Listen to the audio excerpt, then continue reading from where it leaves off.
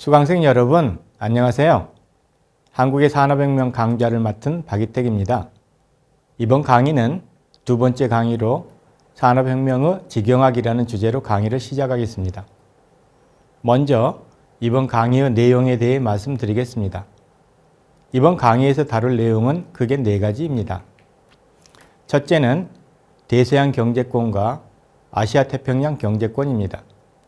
여기에서는 유럽 국가들의 산업혁명을 가능하게 한 대서양 경제권과 동아시아 국가들의 산업혁명을 가능하게 한 아시아 태평양 경제권에 대해 살펴볼 것입니다. 둘째는 냉전체제와 아시아 태평양 경제권입니다. 여기에서는 한국의 고도 성장의 배경이 되었던 냉전체제기의 아시아 태평양 경제권에 대해 살펴볼 것입니다. 셋째는 동아시아의 안행적 경제 발전입니다. 여기에서는 동아시아 국가들의 경제 발전의 지역적 구조로서 동아시아의 안행적 경제 발전에 대해 살펴볼 것입니다. 넷째는 산업혁명의 직영학과 산업혁명의 다양성입니다. 각 나라의 산업혁명은 그 나라 특유의 경제 질서가 형성되는 과정이었는데 여기에서는 산업혁명의 다양성에 대한 이해의 중요성에 대해 살펴볼 것입니다.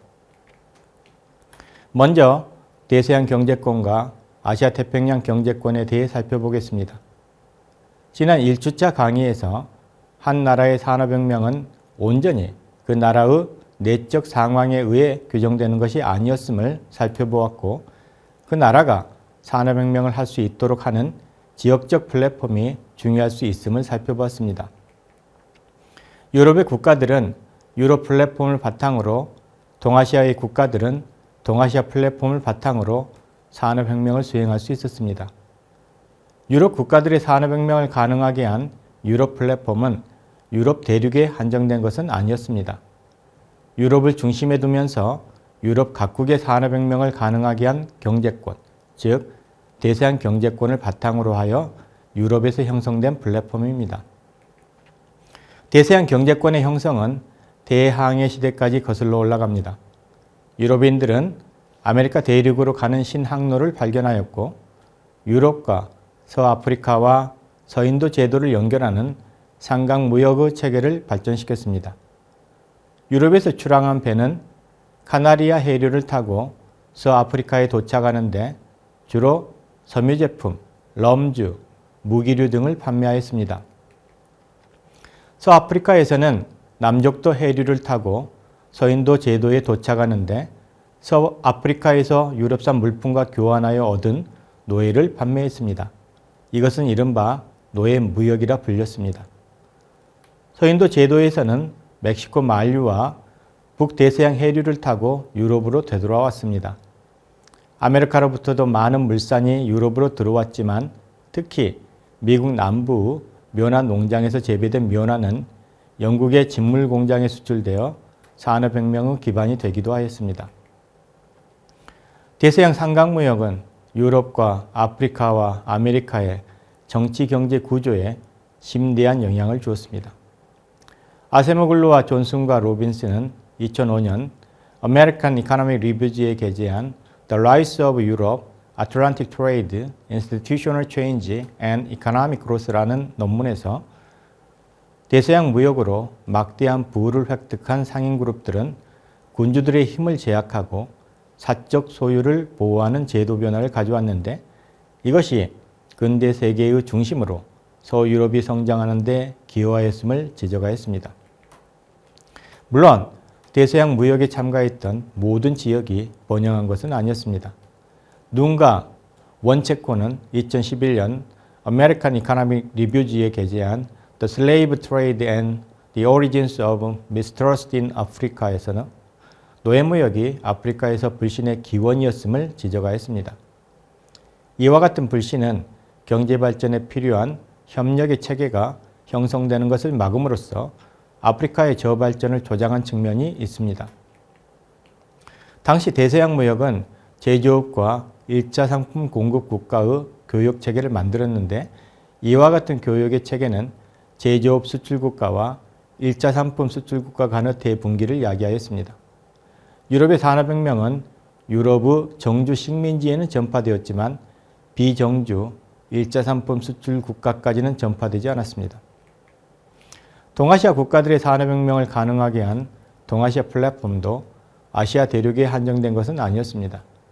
아시아 국가들이 산업혁명을 할 수 있도록 한 동아시아를 중심으로 파악한 아시아 태평양 경제권이라 할 수 있습니다. 동아시아에서 최초로 산업혁명을 수행한 일본에게 산업화를 위한 시장으로 아시아가 중요하기는 하였지만 미국과의 무역관계도 중요했습니다. 일본은 미국의 원면을 구입하여 면직물을 만들었고 이 면직물을 아시아에 판매하였습니다. 그리고 미국의 원면을 구입할 외화는 미국의 생산을 판매함으로써 획득하였습니다. 일본의 산업혁명도 아시아 태평양 경제권이라는 테두리 내에서 이해할 수 있습니다. 그리고 20세기 후반 산업혁명에 성공한 동아시아 국가들도 아시아와의 무역관계뿐만 아니라 미국과의 무역관계가 매우 중요했습니다. 그런 점에서 동아시아 플랫폼은 아시아 태평양 경제권을 저변으로 하여 형성되었다고 할 수 있습니다. 그런데 아시아 태평양 경제권을 대상으로 하여 동아시아 국가의 산업혁명을 고찰하는 것은 주류적 분석들로 정착하지는 못했습니다. 일단 먼저 아시아 태평양 경제권을 대서양 경제권과 같이 지역적 경제권으로 설정할 수 있는가에 대한 논란들이 있었습니다. 대서양 경제권에 포함된 유럽 국가들은 역사적, 문화적 공통성이 있을 뿐만 아니라 대서양 중해 국가들은 국제 경제 질서 형성을 주도하였습니다.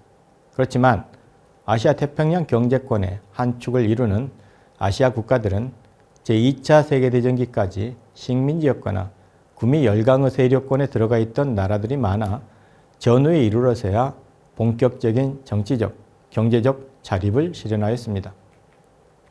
이 국가들은 대등한 여러 국가로 구성된 국민국가 시스템을 만들어 자유무역을 추진하겠다는 의욕이 부족했습니다.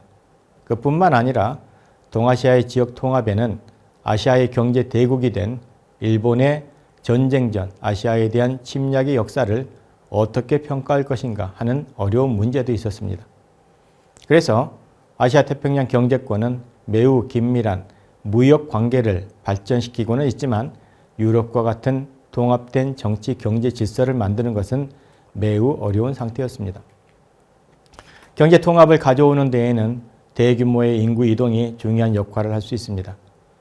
후진 지역의 경제 발전에 제도의 이식이 중요한지, 인적 자본의 이전이 중요한지는 경제성장론에서 중요한 논쟁의 대상입니다.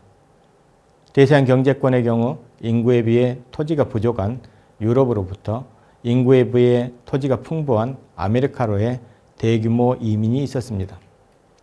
이와 같은 이민은 인적 자본의 이전을 가져왔으며 광역적인 인적 네트워크를 형성하였습니다. 반면 아시아 태평양 경제권은 대서양 경제권에서와 같은 경제권 내 대규모 인구 이동이 있었던 것은 아니지만 지역 내 기업의 이동은 매우 활발하게 진전되었습니다. 아시아 태평양 경제권은 20세기 후반에는 무역의 발전과 역내 외국인 직접 투자의 진전을 배경으로 기술이나 제도의 급속한 이전이 실현되게 되었습니다.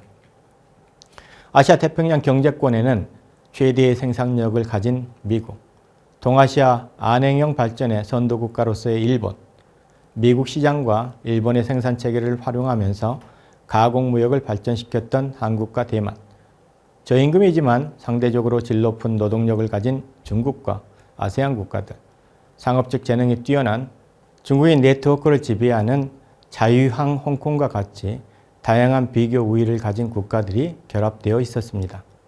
아시아 태평양 경제권은 이와 같이 다양한 비교 우위를 가진 국가들이 동아시아 플랫폼을 기반으로 산업화를 해나가면서 21세기에 들어서면서 세계에서 가장 역동적으로 성장하는 지역으로 자리 잡을 수 있었습니다.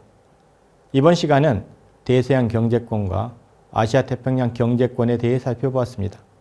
다음 시간은 냉전 체제와 아시아 태평양 경제권에 대해 살펴보도록 하겠습니다.